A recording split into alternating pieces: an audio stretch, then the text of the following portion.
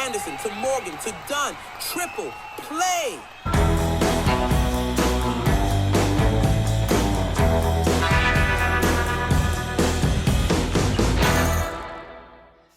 Hey friends, welcome back to the Youth Ministry Sherpas Coast to Coast podcast. You are joining day 15 of our triple play experience. My name is Steve Anderson. I'm joined by my co-hosts Shannon Dunn and Brock Morgan.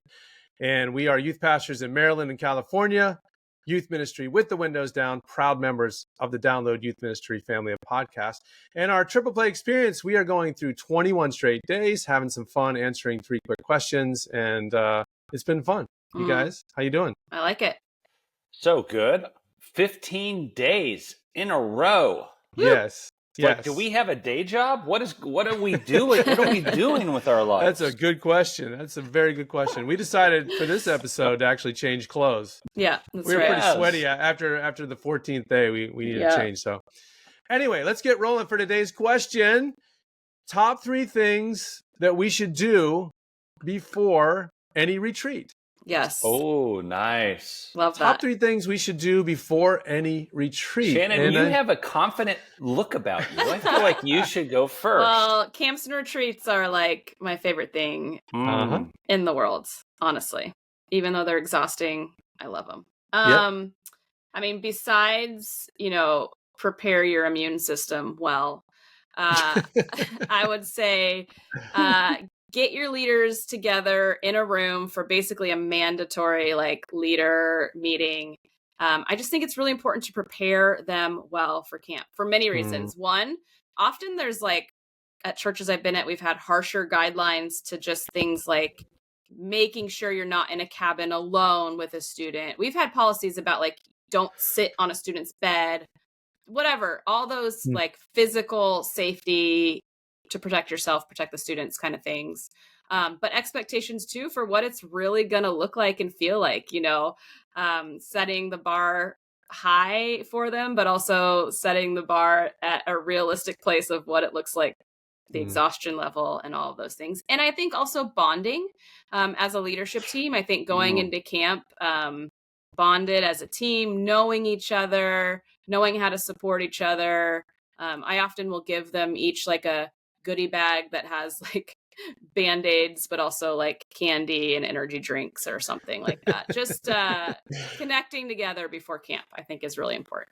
That's great. That's great. Yeah. We give a booklet to everybody with just some of that same stuff in, expectations, some encouragement, names of all the kids and all that. So they have all the information that they need headed into the weekend. Yeah.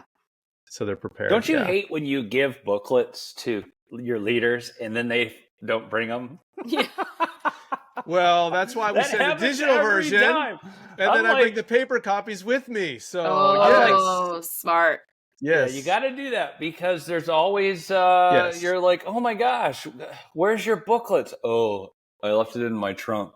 I print them with their names on too. So when they lose them at the camp, we know who has lost it. Who they are. Smart. Yeah, exactly. That's good.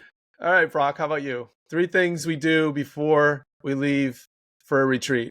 Yeah, something we started doing, and I don't know how we started doing this, but we started doing before trips, prayer nights. So kids, leaders, parents, younger siblings, anyone.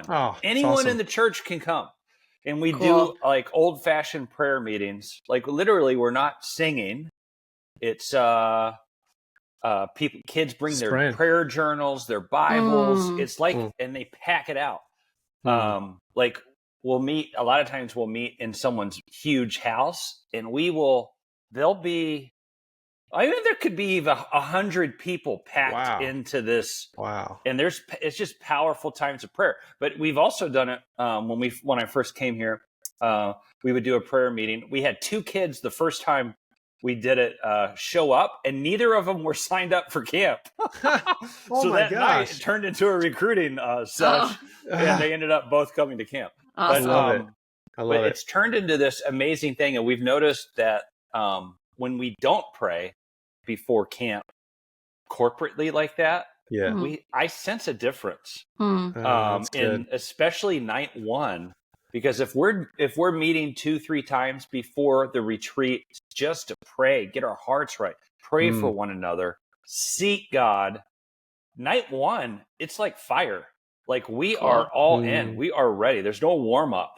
That's good. And so I would encourage that. Maybe if you're too busy, let's say your calendar is too full and you're like, I don't know if we could do that. Well, have the youth group before the retreat be like that, where you're preparing hearts and minds spiritually for the retreat. But that's good.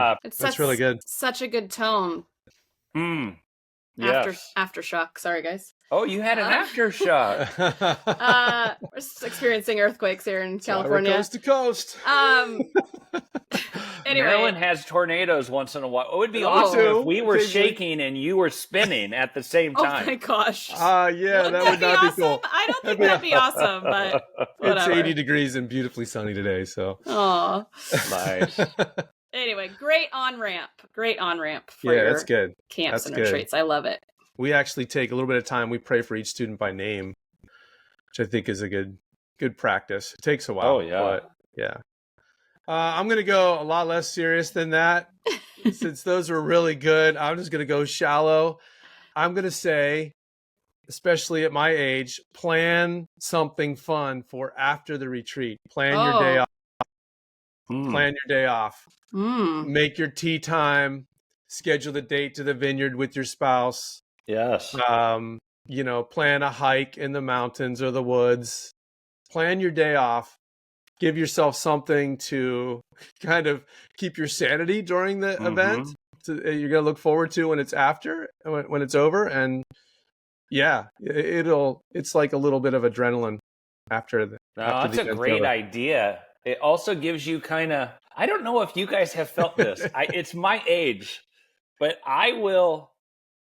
at my age, there's certain parts of youth ministry that are just very like, I can't do this anymore. And that's when people start getting out. Unless you're a bonehead like me, you stay in and then you delegate and you figure it out. But there are times at camp, I'm like, I can't do this. I want to go home. And I'm just feeling like, but to know what, that on Monday, I'm going to a spa with my wife. Yes, exactly. That is a great piece of wisdom, Steve. Yeah. It's like, I can hang here. I can do this because Monday is going to be so good. That's why I got my Monday 11 a.m. tea time this coming Monday. So I got a crazy weekend ahead. So awesome. Yeah. All right. Good ideas, everyone. So as you get ready for your next retreat, keep these great ideas in mind. Hopefully it's helpful for you. We'll be back tomorrow with day 16 of the Triple Play Experience. Until then. Yep. See you later. Bye.